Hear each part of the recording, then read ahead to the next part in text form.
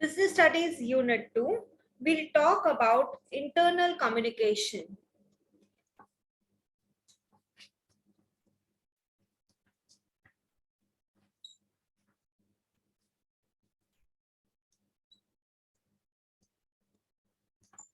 We'll talk about internal communication. So see, you cannot use word communication because already it is there in the question. So आप communication को और क्या बोल सकते हैं?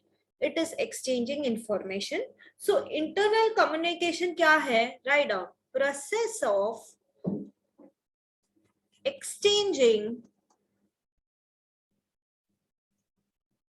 information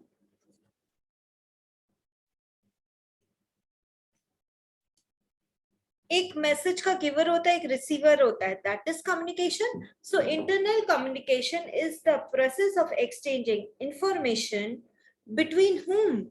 Between people. More than okay, two or more. so more than two people या people को हम क्या बोलेंगे? Between one group to another, that is क्योंकि internal communication है तो inside the business organization the process of exchanging information between one group to another inside the business.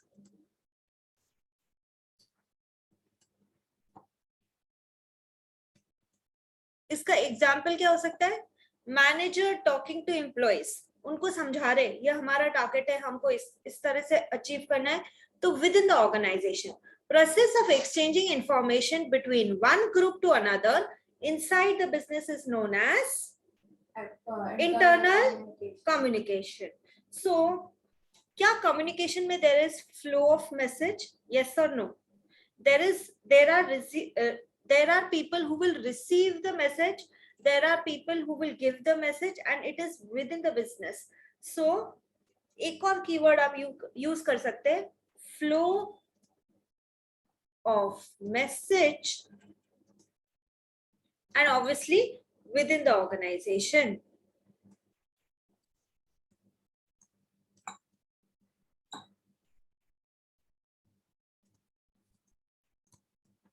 Itna serves you 2 marks. Sometimes what happens, children, is managers, see, there can be managers who are managing 15,000, 20,000, 30,000 people. So but there are managers who do not like to delegate, that is ये काम आप कर लो, वो नहीं करना चाहते. So there may be a case study, उसमें वो आपको दिखाएंगे कि एक ऐसा मैनेजर है जो सब काम खुद से ही करना चाहता है, वो डेलीगेट नहीं करना चाहता. What is the reason? So the question is, why managers are reluctant मतलब वो डर रहे, वो नहीं करना चाहते, they are not comfortable doing it. Why managers are reluctant to delegate?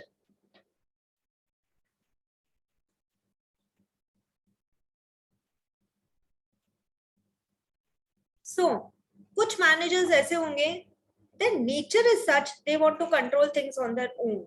So first is they want managers, they want to maintain total control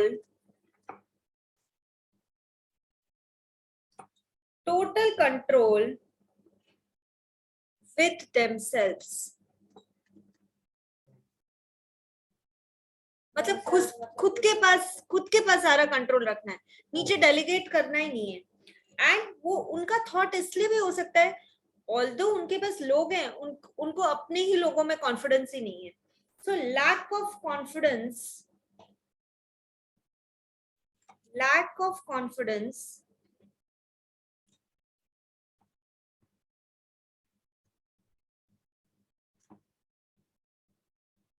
in employees, खुद के एम्प्लॉइज में कॉन्फिडेंस नहीं है, ये सही से करेगा या नहीं पता नहीं.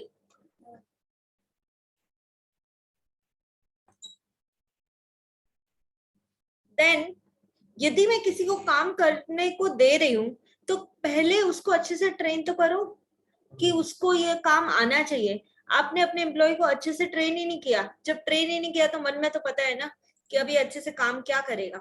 सो lack of confidence in employees because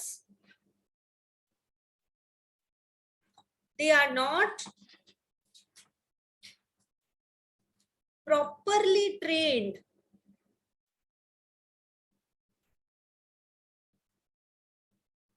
They are not properly trained या उनके skills इतने अच्छे है ही नहीं। सो यहाँ पर एक तो ट्रेन वर्ड यूज करना है आपको, या फिर आप क्या बोल सकते हैं, लैक ऑफ स्किल्स। किसकी लैक ऑफ स्किल्स? एम्प्लॉयज की। कोई भी स्किल्स को ट्रेनिंग से बेटर बनाया जा सकता है, बट आपने वो रिक्वायर्ड ट्रेनिंग अपने लोगों को दी नहीं है। जब दी नहीं है तो आपको कॉन्फिडेंस कैसे आएगा अपने एम्प्लॉयज में? कई बार see even if a teacher gives task to students, she has to explain ऐसे करना है। आज यदि मैं आपको कुछ बीएस का होमवर्क दूंगी तो I tell you I want you to read this, write this, make a PDF and send it to me. I have to explain, otherwise आप क्यों पीडीएफ बना के भेजोगे? या so managers are not capable of explaining the task. उनको explain करने नहीं आ रहा है ये काम कैसे करो, तो भी वो कैसे डेलीगेट करेंगे? So third point is managers are not capable of explaining the task. But यदि 4 marks का एक question है, first 2 points are good enough, elaborate these 2 only. Don't jump up to so many points और पता चला किसी को भी अच्छे से explain नहीं करो। First 2 properly explain enough. हाँ आपके पास, लेकिन आप बहुत समझाने जाएंगे आपका कोई ना कोई क्वेश्चन छूट जाएगा। That is also the problem. So you should understand time management, that I will explain. Okay, देखो लेवल ऑफ हायरार्की क्या होता है कि टॉप लेवल, फिर मिडिल लेवल, फिर उसके बाद लोअर लेवल। ओके, सो वो हायरार्की जो है, मतलब किसके नीचे कौन काम कर रहा है, दैट इज देयर। लेकिन कई बार you must have heard of the word promotion, कि एक लेवल से हमने दूसरे लेवल पे एम्प्लॉय को लेके गए। अब प्रमोशन इंटरनल भी हो सकता है, या फिर कोई जगह खाली है तो मैं बाहर से इंटरव्यूज लेके भी जगह फिल कर सकती हूँ। तो बोथ ऑप्शंस आर पॉसिबल। अब मुझे सीनियर मैनेजर चाहिए, मैं यदि विद इन द ऑर्गेनाइजेशन एक सीनियर मैनेजर को लेकर आती हूँ, दैट इज, अब आप ये भी संभालो, that is happening nowadays.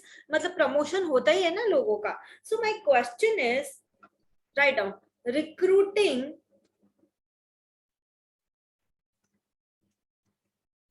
Senior manager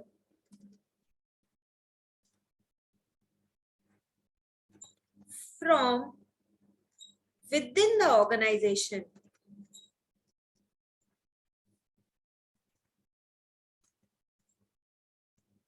मतलब ऑर्गेनाइजेशन में से ही किसी का आपने प्रमोशन किया, तो इसके एडवांटेजेस क्या होंगे? इफ क्वेश्चन आस्क 3 एडवांटेजेस, क्या देंगे हम? Experienced one. It will Okay, save time on interviews. very good. It will save time on interviews. मुझे अर्श ने बोला अभी मुझे विहान ने बोला अभी कि इट विल, देखो फर्स्ट इज विहान ने बोला, क्या बोला विहान? एक्सपीरियंस, मतलब आपको पता है। उसके बाद और You have trust on them. Very good, आपके reliability. You Trust, can know that the फिर वो you जानता can है। know that the feedback will be. And they'll not demand more also.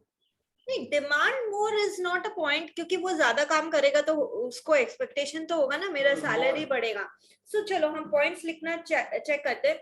यदि विद इन द ऑर्गेनाइजेशन में ही मैं किसी employ को और रिस्पॉन्सिबिलिटीज दे रही हूँ, उसको प्रमोट कर रही हूँ, will that act as a motivator? Will they feel motivated? Yes. तो लिखो, acts as motivator to employees. क्योंकि कई बच्चों ने ट्रस्ट वर्ड भी यूज किया था, that is correct. Acts as motivator to For other employees, no?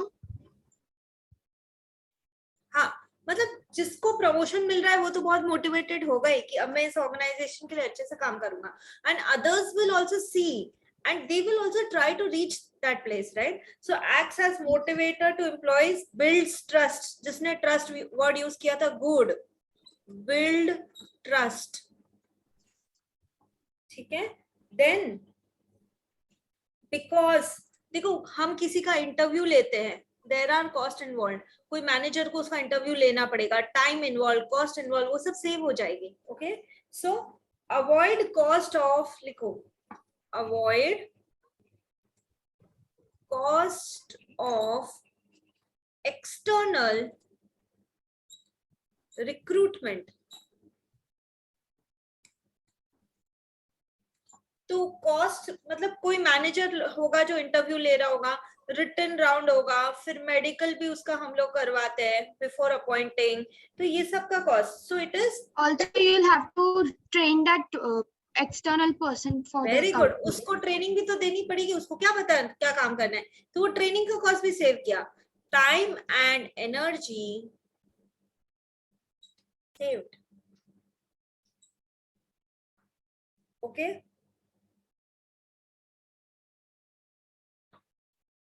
But time and energy saved आगे का एक्सप्लेनेशन ही है सिर्फ, इसका अलग से कोई मार्क्स नहीं है. ये सब आपके सिर्फ एक्सप्लेनेशन के लिए है. यदि आप एग्जाम में लिख के आओगे टाइम एंड एनर्जी सेव्ड, इसका कोई मार्क्स नहीं है.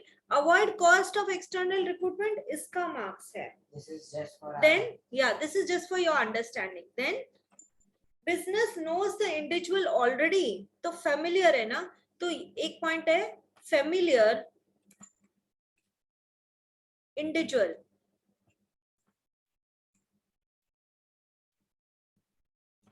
He already knows how the organization works, what are the rules and regulations of the organization,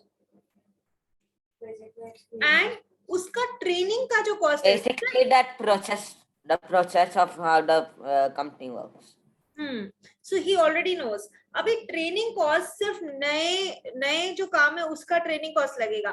पूरा कि हमारा ऑर्गेनाइजेशन कैसे काम करता है उसका ट्रेनिंग का कोई कॉस्ट नहीं है. तो training cost saved.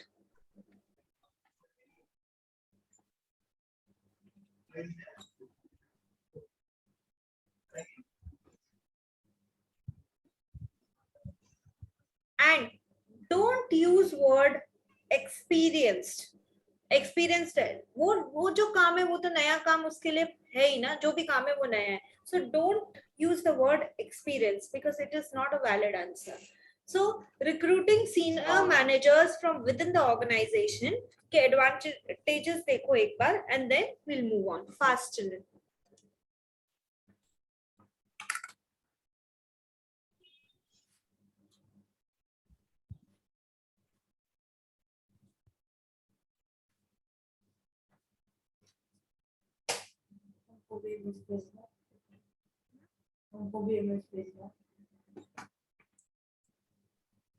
Ma'am, Yes.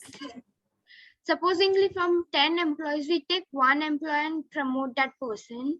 Yeah. So for that other 9 employees, that person is already familiar. So that's the familiar point, no? Familiar individual. Not only to other employees, to the organization also. As an organization, if I am a company, I know मेरे employee के ये देखो, as a human being सबके कोई drawback होंगे and सबके कोई plus points होंगे. I know now that he is capable of doing so and so things and ये मेरे employee के weak points है. So as an organization I know him very well.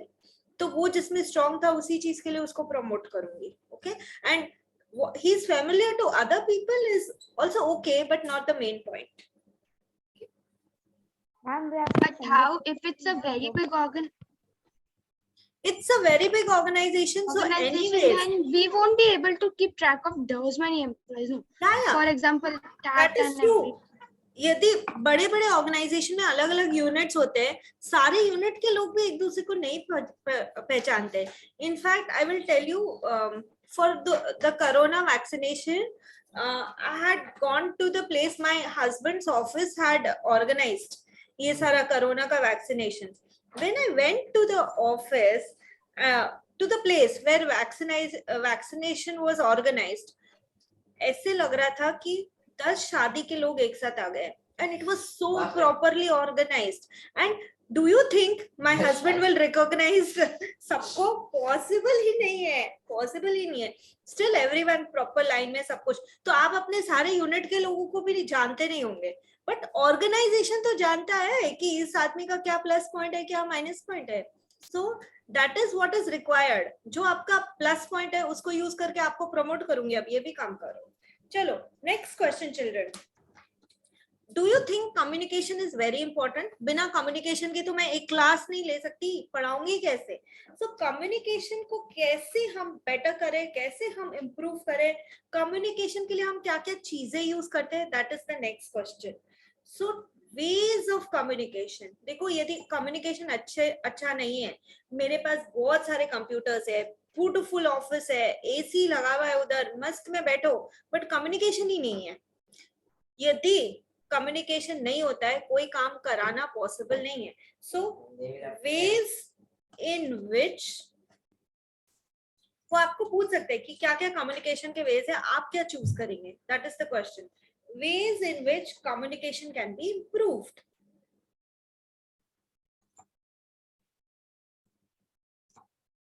We are talking about people in business and how to motivate them. तो बिना communication के क्या मैं sign language use करूं? अरे हमको आज हमारा टारगेट अचीव करना है. वो बहुत फनी होगा. ठीक है. सो द आंसर इज, आप देखो सबसे पहले कि क्या क्या वे से आप कम्युनिकेट कर सकते हो. So one is telephone. First लिखो telephone. Then you can use email. Then you can use meetings. Online और offline. Meetings can be both online and offline. यदि आपको ऑनलाइन है तो like video conferencing, Zoom meeting. अभी आप zoom पे ही हो, so video conferencing.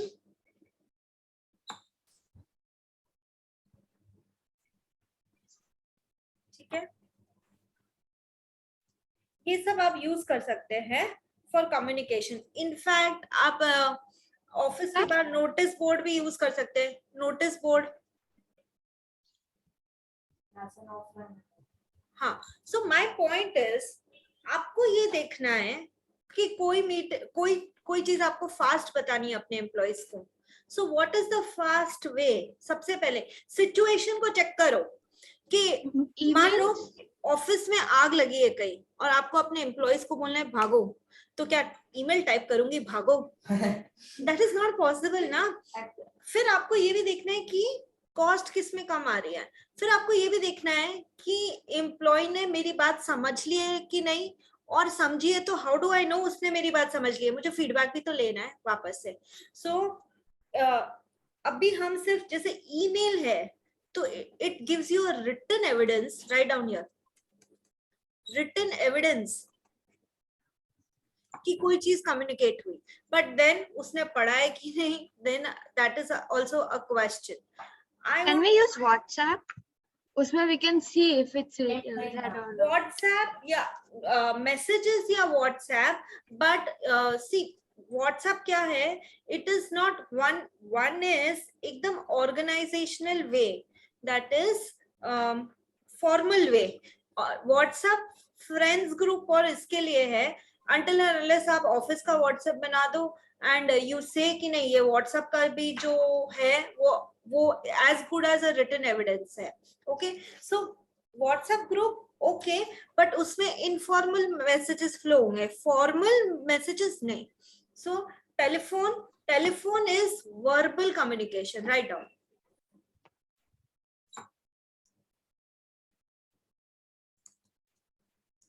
Telephone is verbal communication. इसमें लाइन का डिस्टर्बेंस हो सकता है. line disturbance is minus point. ठीक है, सो डिस्टर्बेंस हो सकता है. उसके बाद अगला आदमी, मैं बोल रही हूँ हाँ हाँ समझ गया, सच में समझाया नहीं, मुझे नहीं पता है, बिकॉज मुझे नहीं पता है कि उसको समझाया नहीं. सो कई बार face to face communication is very good. That is face to face personal communication is very good. मैं समझ सकती हूँ कि अगले को समझाया नहीं. तो one way is also face to face personal communication, but that is not possible everywhere. If I am a single person want to address 1000 people, I will use meetings. एक एक को थोड़ी ना हेलो सुन मेरे को तेरे को कुछ कहना है. That is not possible. Notice board easy है कि लगा दिया, information लोग आते जाते पढ़ेंगे, but then लोगों ने पढ़ाया नहीं. That is again a point. So अभी हम सिर्फ ways के बारे में बात करें. Telephone, email, meetings, face to face communication, notice board, ये सब तरीका हो सकता है कम्युनिकेशन का.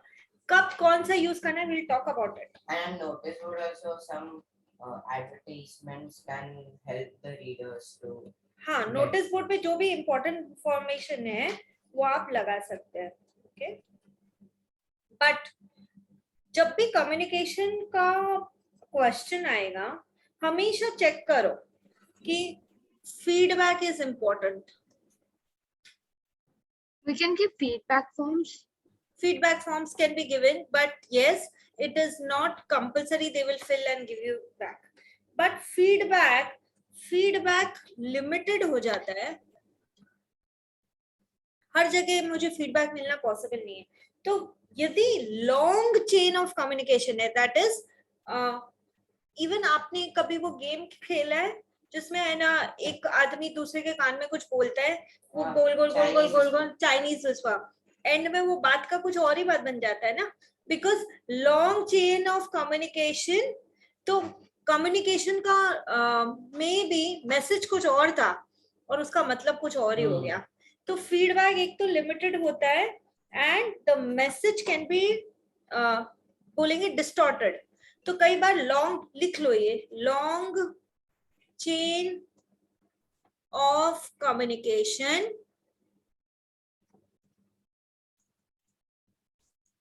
तो इसका माइनस पॉइंट या डिसएडवांटेज क्या है, मैसेज कैन बी डिस्टॉर्टेड. कुछ मतलब था उसका कुछ ही बन गया. So this is the negative point. long chain of communication, many matlab too many people, then people might be working in shifts, तो भी ये problem होता है. The problem can be where? Yeah, the problem can be in understanding. Okay, now they ask you one more question, what is organizational structure? Because कुछ तो होता है, ऐसे कहीं भी बैठ के कोई भी काम नहीं कर सकता. तो what is organizational, right down. Organizational structure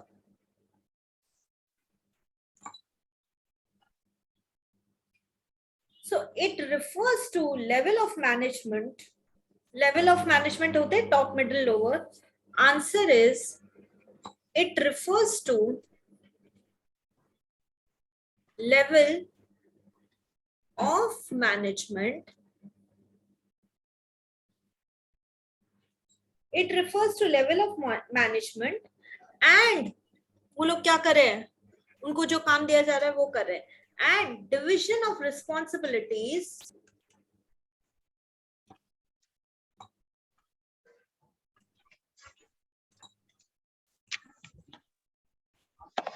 level of management and division of responsibilities within an organization.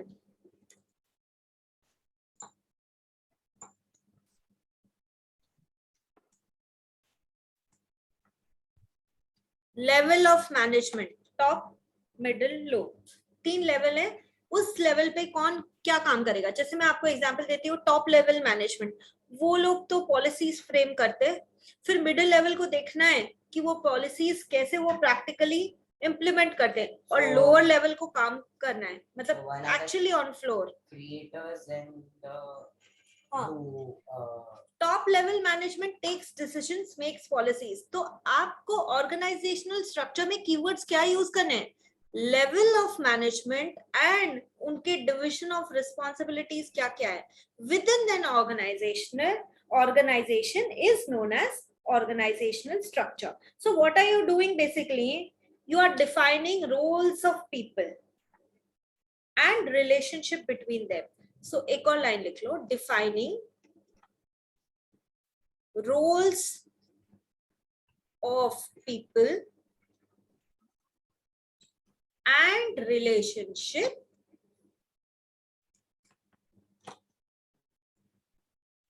between them. You are not supposed to write 4, 5, 6, 7 line. Not required. बस ये 2 line is enough with keywords. बस हो गया. इसी को अच्छे से करो. Not that हम लंबा आंसर लिखेंगे तो हमको ज्यादा मार्क्स मिलेंगे, ऐसा कुछ भी नहीं होता है. It is about keywords, children. The game is of keywords and using them properly in your own sentence. हम लोग को मगअप भी नहीं करना है कि बस कीवर्ड्स ध्यान रखना है, ये नहीं कि पूरा पूरा सेंटेंस लर्न कर रहे हो. We are not, you know, हम लोग तोते तो है नहीं कि रटे बैठ के. कीवर्ड ध्यान रखो, उसको अच्छे से यूज करो. That is all what is required. तो फिर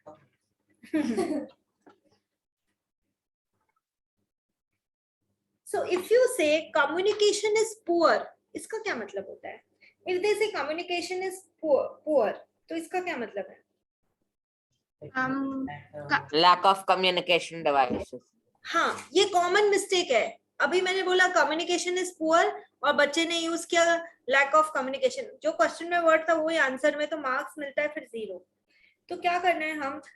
पुअर कम्युनिकेशन यदि वो बोल रहा है तो वर्ड क्या यूज करें? The person conveying the communication between the employees. information is confused. अच्छा, Can we say that? हाँ, बोलो. Can we say that the communication between the level of management between the employees is distorted? Partly correct. मैं बताती हूँ इसको कैसे लिखना है, और एक बार वो ट्रिक समझोगे ना तो दूसरे क्वेश्चंस में भी यूज कर सकते हो. लिखो कम्युनिकेशन इज पुअर, इसका मतलब क्या है, कैसे एक्सप्लेन करें?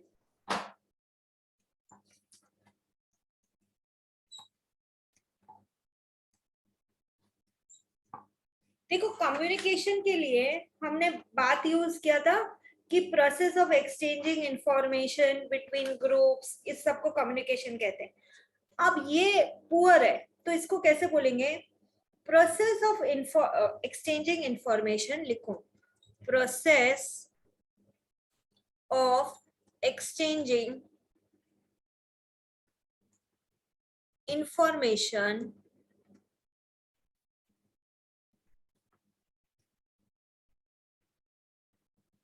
is not functioning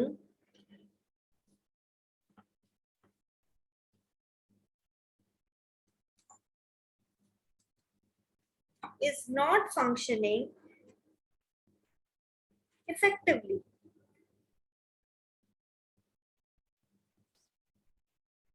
जो कम्युनिकेशन क्या है? प्रोसेस ऑफ एक्सचेंजिंग इंफॉर्मेशन, वो अच्छे से काम नहीं कर रही है, इसका मतलब इज नॉट फंक्शनिंग इफेक्टिवली. क्या मैंने क्वेश्चन में कम्युनिकेशन वर्ड था, क्या मैंने उसको आंसर में यूज किया है? No. नहीं, और आपको भी नहीं करना है. ओके, या फिर एक और लाइन में हम एक छोटा सा लाइन, मैसेजेस लिखो. Messages are not getting through, या messages are not understood properly, not getting through, या messages cannot be interpreted properly. जो यूज करना है करो. Messages are not getting through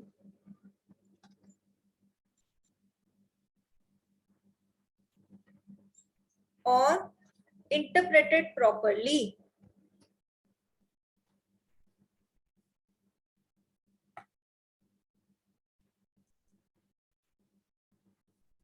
So understand how do you address a simple question. In question communication का है, answer में communication word avoid कर और फिर लिखो।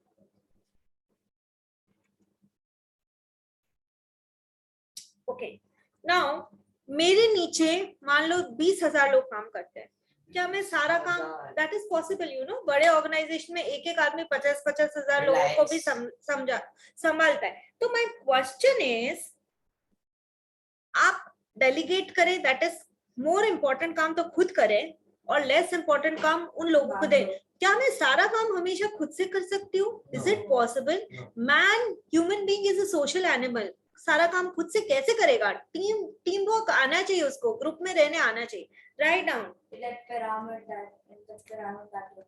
ओके, टू वेज, नहीं, टू एडवांटेजेस।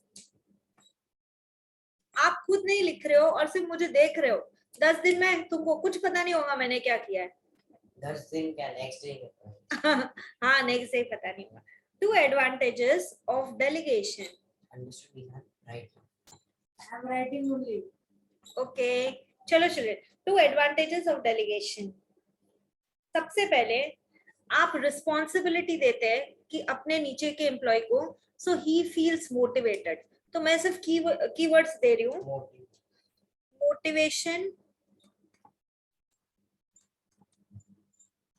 टू एम्प्लॉयज, क्योंकि आपने उनको क्या दिया? रिस्पॉन्सिबिलिटी। और सिर्फ रिस्पॉन्सिबिलिटी नहीं दी जा सकती, अथॉरिटी भी देनी पड़ती है कि जो पावर चाहिए, आपके स्कोप में जो पावर है वो यूज करके ये काम कराओ। तो उसको रिस्पॉन्सिबिलिटी भी दी है और उसको अथॉरिटी भी दी है। You delegate responsibility and authority, final से आपका ही रहेगा, बट फिर भी उसको वो उतना काम करने का स्पेस तो दो।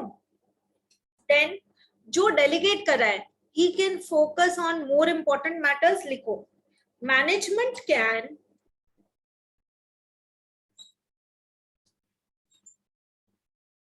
focus on more important matters।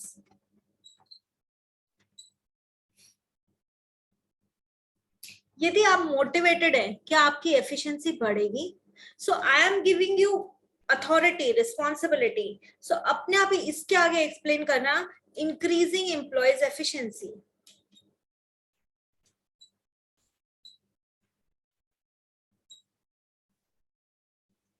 Efficiency,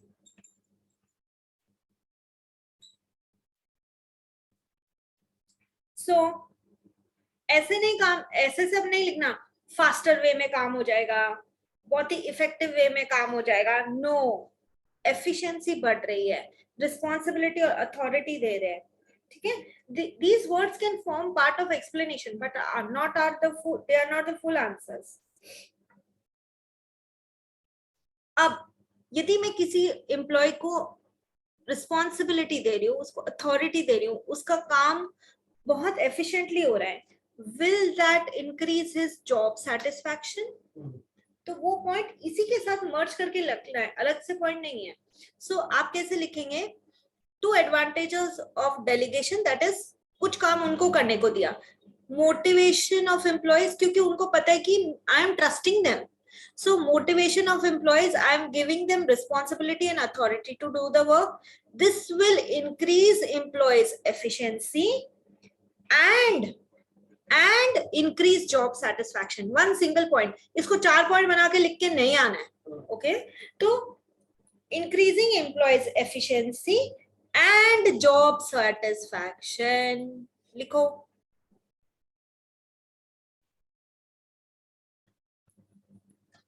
कहाँ लिखूं, मैं भी वही सोच रही हूँ। Job satisfaction,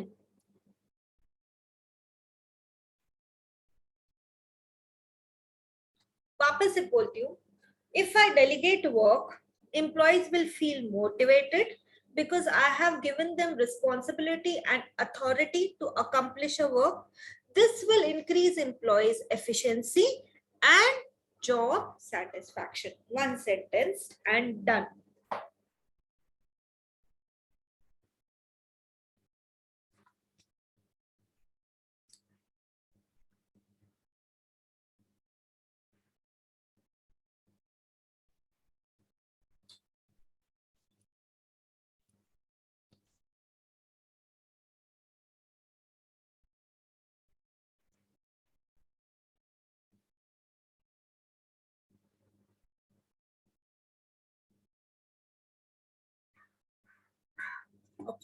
Everyone, please show me your written work. Take 1 minute break and come back. What's here?